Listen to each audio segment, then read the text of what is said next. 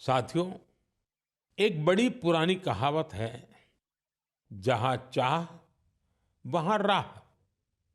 जब हम कुछ नया करने की ठान लेते हैं तो मंजिल भी जरूर मिलती है। आपने पहाड़ों में उगने वाले सेब तो खूब खाए होंगे, लेकिन अगर मैं पूछूं कि क्या आपने कर्नाटका के सेब का स्वाद चाखा है, तो आप हैरान हो जाएंगे। आमतौर पर हम समझते हैं कि सेब की पैदावार पहाड़ों में ही होती है, लेकिन कर्नाटका के बागलकोट में रहने वाले श्री शैल तेली जी ने मैदानों में सेब उगा दिया है।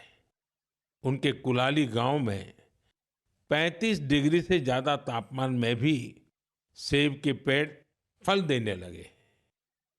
दरअसल श्रीशैल तेली को खेती का शौक था, तो उन्होंने सेब की खेती को भी आजमाने की कोशिश की और उन्हें इसमें सफलता भी मिल गई। आज उनके लगाए सेब के पेड़ों पर काफी मात्रा में सेब उगते हैं, जिसे बेचने से उन्हें अच्छी कमाई भी हो रही है।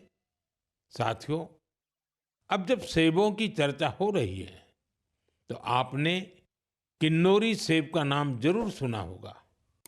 सेब के लिए मशहूर किन्नौर में केसर का उत्पादन होने लगा है।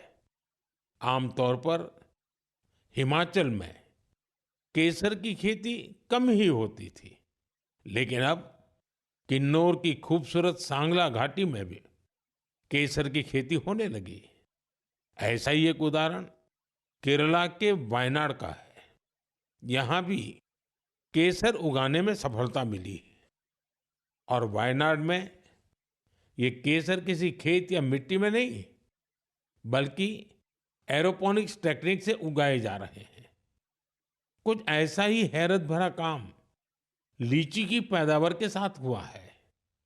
हम तो सुनते आ रहे थे कि लीची बिहार, पश्चिम बंगाल या झारखंड में उगती है, लेकिन अब लीची का उत्पादन दक्षिण भारत और राजस्थान में भी हो रहा है। तमिलनाडु के थिरुविरा अरासू कॉफी की खेती करते थे।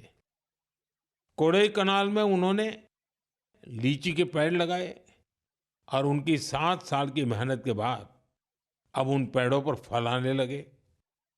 लीची उगाने में मिली सफलता ने आसपास के दूसरे किसानों को भी प्रेरित किया है।